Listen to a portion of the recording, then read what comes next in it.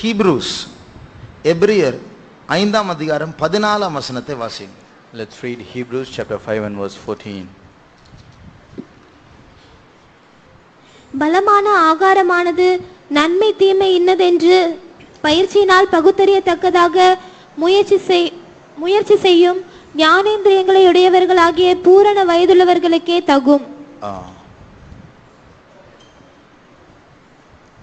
இந்த பூமியில நன்மை தீமை என்று சொல்வது எல்லாவற்றிலும் மிக்ஸ் ஆயிருக்கு. In this world, when we say good and evil, this is mixed in everything in this world. உங்க படிப்புல கூட நல்லது இருக்கு, கெட்டது இருக்கு. Even in your education, there are good as well as evil. உங்க படிப்புல கெட்டது என்ன இருக்கு? What is the evil in your studies? இல்ல படிப்புல உங்க கிளாஸ்ல உங்க டீச்சர் சொல்லி கொடுக்கிற தீமையான காரியம் இருக்கு. அதுல there are certain evils being taught even in your school. பரிணாம கொள்கை, மனுஷன் குரங்கில் இருந்து வந்தான், அது பெரிய பொய். அது விஞ்ஞானம் கிடையாது, கரெக்டும் கிடையாது, பெரிய பொய்.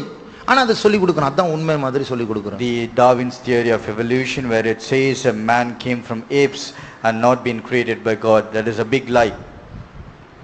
நான் சொல்றது சும்மா சொல்லல, அது உண்மையான பொய். இது ஒரு பொய் என்று நான் அல்ல, எத்தனையோ விஞ்ஞானிகள் டாக்டர் பட்டம் பெற்ற ஆராய்ச்சியாளர்கள் சொல்லுகிற காரியம். Many doctorates who have done PhD, they themselves, many scientists, they themselves say this theory of evolution is a very big lie. அப்ப அது ஒரு தீமை. அதை படிச்சு எத்தனையோ மாணவர்கள்லாம் கிறிஸ்டியன்ஸே படிச்சு அப்ப பைபிள் தப்பு தானே, அப்ப ஆதாம் ஏவாள் பொய் தானே அப்படின்னு அதை நம்பி இது பொய்ன்னு சொல்றாங்க. Just being educated by this theory of evolution, even many Christians themselves say then the Bible is a wrong one, and creation of man through Adam and Eve is a false. இதை பற்றி எத்தனையோ காரியங்களை சொல்லலாம், ஒரு time கிடைச்சா இன்னொரு நாள் சொல்றேன். Concerning which I can say many things to you, but if I get time another day I will share it with you. ஹிஸ்டரியில உலக மகா யுத்தங்கள், வேர்ல்ட் வார் 1 முதல் உலக மகா யுத்தம், இரண்டாவது உலக மகா யுத்தம் எப்படி ஆரம்பிச்சதுன்னு சொல்லி சில சம்பவங்கள் ஹிஸ்டரி புக்ல இருக்கு. There are certain incidents mentioned in the book of history, world history, of how World War 1 and 2 commenced. ஆனா அதுவும் பொய் தான். Even that is a lie. World War 1 World War 2 எல்லாம் உருவாக்கப்பட்டது. Both World War 1 and 2, they have been created. ஒரு சண்டையை வேண்டுமென்றே ஆரம்பித்தார்கள். They intentionally or purposefully created a war. அதுக்கும் சில நோக்கங்கள் உண்டு, அதுக்கு இப்ப சொல்றதுக்கு டைம் இல்ல. And even for that there are certain intentions. I don't want to share it right now. படிப்புல கூட பொய் இருக்கு, தீமை இருக்கு. Even in your education there are good and evil. படிப்பு பைத்தியம் உள்ளவங்க இருக்கிறாங்க தெரியுமா? படிப்பு பைத்தியம். There are படிப்பு பைத்தியம் உள்ளவங்க. There are certain people who are mad at education. They want to always keep on learning. இங்க வந்தா கூட எனக்கு இந்த 10th ஃபர்ஸ்ட் டேர்ம் டெஸ்ட் வருது brother, mid term test brother, final test, model exam வருது பிரதர், எல்லாம் அதுதான் பைத்தியம். Even after coming here they will be much worried about the education. They will say I have to undergo a certain midterm test, cycle test and model test and so on. நான் ஒரு பிள்ளை கிட்ட கேட்டேன். I asked a young girl, நானும் பார்த்துட்டு தான் இருக்கிறேன், exam எப்போ வருதோ அப்பதான் ஜெபிக்கவே நீ வர நீ. And whenever an exam comes, only then you come to pray to me. அப்ப நான் சொன்னேன், அடிக்கடி எக்ஸாம் வைக்கணும்னு ஜெபம் பண்றேன் அப்படின்னு. Then I said I want to pray that you should go through examinations very often. அப்பதான் அடிக்கடி வருவா ஜெபிக்கிறதுக்கு. Then alone you will come to the presence of God very often. அப்போ அதுவும் ஒரு தீமை தான். ஓவரா போயிட்டு இருக்க கூடாது எந்த காரியத்துல. Even that is an evil. You should not be much addicted to anything. பணம், அதுல நன்மை இருக்கு, தீமை இருக்கு. படிப்புலயும் நன்மை இருக்கு, தீமை இருக்கு. In education there is both good and evil. Even in money there is a good part and a evil part. பணம் எல்லார் கையிலும் இருக்கு, அது ரொம்ப அவசியமான காரியம். ஆனால் பைபிள் சொல்லுகிறது அது மேல ஆசை வச்சா அது எல்லா தீமைக்கும் வேறா மாறும். Money is very essential. It is found in the hands of every people.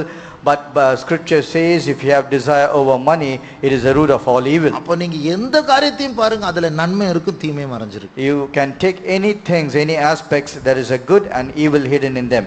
சர்ச்சுக்கு வர்றது கூட நன்மை இருக்கு, தீமை இருக்கு. Even coming to church there is a good and a bad part. ஒரு தம்பி சொன்ன ஒரு தடவை, ஃபெய்த்தோம்ல இருந்து நரகத்துக்கு போற ரோட் இருக்கு அப்படின்னு சொன்னார். And once a young boy said there is a road to hell even going from the faith home. அப்ப இங்க கூட தப்பு நடக்கலாம். Even here wrong things can happen. அப்போ இப்படி இருக்கும்போது சில காரியங்களை பற்றி பைபிள் சொல்லுது தொடவே தொடாது. Concerning certain things, the scripture says, do not touch them. நாங்களும் சொல்லுவோம் வேண்டாப்பா அது வேண்டாம். Even we will say that is not required for you. டிவியில நன்மை இருக்கு தீமை இருக்கு. In television also there is a good and evil. அப்போ நாங்க என்ன சொல்றோம் வேண்டாம் டிவி வேண்டாம். We will say it's better to avoid television. இன்டர்நெட்ல நன்மை இருக்கு தீமை இருக்கு. In internet there is both good and evil. ஆனா இன்டர்நெட்ல திடீர்னு இன்டர்வியூ வருது, எக்ஸாம் ரிசல்ட்ஸ் வருது. In internet you get to face examination as well as you see your examination results. Homework தராங்க, அதுல வந்து சில நேரத்துல இன்டர்நெட்ல browse பண்ணனும். They even give homeworks where you need to browse the internet for your homework. அப்போ அப்படிப்பட்ட நேரத்துல நாங்க என்ன சொல்லுவோம்? On such occasions what we will say, சரி யூஸ் பண்ணு ஆனா ரொம்ப கேர்ஃபுல்லா இரு. In that case you can use the internet but you should be very careful. சர்ச்சில் நன்மை இருக்கு தீமை இருக்கு அப்படின்னு சர்ச்சுக்கு வராது அப்படின்னு சொல்லவே மாட்டோம். கண்டிப்பா வரணும், ஆனா கேர்ஃபுல்லா இரு. In coming to church there is both good and evil, for which we will not say don't come to the church. For sure you have to come to the church, but you stay careful. அப்போ சில காரியங்கள் வேண்டவே வேண்டாம் என்று சொல்வோம், சில காரியங்கள் அவசியத்துக்கு மட்டும் போன்னு சொல்லுவோம், சில காரியங்கள் கண்டிப்பா செய் ஆனா கேர்ஃபுல்லா இரு என்று சொல்லுவோம். Some things we will say this is not required for you at all. For some things we will say you can use it only when it is essential for you. நம்முடைய இருதயம் கடினப்பட்டு போனா அந்த இருதயம் என்ன பண்ணும் தெரியுமா? If a heart gets hardened, what will it do? அந்த காரியத்தில் இருக்கிற தீமையே பார்க்காது, அந்த நன்மை மாத்திரம் பார்த்துட்டு அந்த தீமைக்கு மறைக்கப்பட்டவன போய் அனுபவிக்கணும் பார்க்கணும் தொடணும் அப்படின்னு தூண்டிவிடும். It will not observe the evil in a particular aspect. It will look only the good part and it will try to somehow enjoy that part. சினிமாவை பார்க்காதப்பா. Do not watch movies. எந்த சினிமாவையும் பார்க்காத, கிறிஸ்டியன் சினிமா கூட பார்க்காத. Do not watch any cinemas even if it is a Christian movie. இப்படி சொன்னா நம்முடைய இருதயம் என்ன சொல்லும் தெரியுமா? When we say like this, what will our heart say? நான் எத்தனை சினிமா பார்த்திருக்கேன், நானும் சர்ச்சுக்கு வந்துட்டு தான் இருக்கிறேன், நான் கண்ணை மூடுறேன், நான் ஜெபம் பண்றேன், நான் சண்டே ஸ்கூல்லாம் படிக்கிறேன், நான் இன்னும் தப்புன்னு நடக்கல, இதுல என்ன இருக்கு? Have I not watched so much movies and in the television? Still I come to the faith home, I pray, I attend Sunday school, I also be a good member here. What is wrong in that? அப்போ நன்மை தீமையே நாம் பகுத்தறிய நாம் பழகாவிட்டால் இந்த இருதய கடினம் தீமையை மறைத்து நன்மை மாத்திரம் அனுபவிக்க போய் ஏமாந்து போய்டும். If we do not know, exercise to discern both good and evil, then our heart will practice itself to observe only the good part and to hide the evil part, but finally we will be deceived. ஆகையால் இந்த தீமை என்ன நன்மை என்ற சில நேரத்தில் mix ஆயிட்டு வரும், அதை பகுத்தறிய பிரிக்கக்கூடிய ஞானம் நமக்கு வேணும். Sometimes both this good and evil come mixed together and we should have the knowledge to exercise to discern what is good and what is evil. அப்போ நம்முடைய அந்த வசனம் படிச்சோமே, நம்முடைய ஞான இந்திரங்கள் அதனுடைய அர்த்தம் 5 senses, நம்முடைய கண்கள், நம்முடைய பார்வை, நாம் கேட்கிறது, நாம் ருசிக்கிறது, நாம் தொடுகிறது, நாம் முகருகிறது, இதெல்லாமே பகுத்தறிவோடு செய்யணுமா. இதுல நன்மை இதுல தீமை நல்ல தெரிஞ்சு செய்யணும், இல்லைன்னா மாட்டிடுவோம். All 5 senses of our body, we need to exercise them to discern both good and evil, otherwise we will be deceived. அப்போ இது தேவன் தான் அந்த ஞானத்தை நமக்கு தருவார். Only God can give us this knowledge. நாம் கேர்ஃபுல்லா இல்லாவிட்டா ஒரு காரியத்தை மற்றவங்களோட சேர்ந்து அனுபவிக்க போய் சிக்கிடுவோம், மாட்டிடுவோம். If you are not careful enough, then we will go to enjoy certain things with others and we will be entangled. எனக்கு ஒரு வாலிப பிள்ளை தெரியும். I know a young girl. அவளுக்கு வந்து ஒரு பையனோட ஒரு தொடர்பு. And she had a relationship with another boy. அந்த பையன் வந்து பெண்டிகாஸ்ட் பையன் தான். And that boy, he belongs to this Pentecostal assembly. இந்த பிள்ளைக்கு விருப்பம் இல்லாட்டும் அந்த பையன் பயங்கரமா ஆர்கியூ பண்ணான்.